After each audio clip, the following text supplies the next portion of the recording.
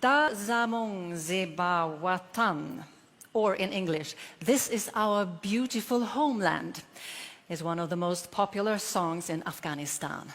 Written and originally performed by legendary Afghan artist Ustad Awal Mir.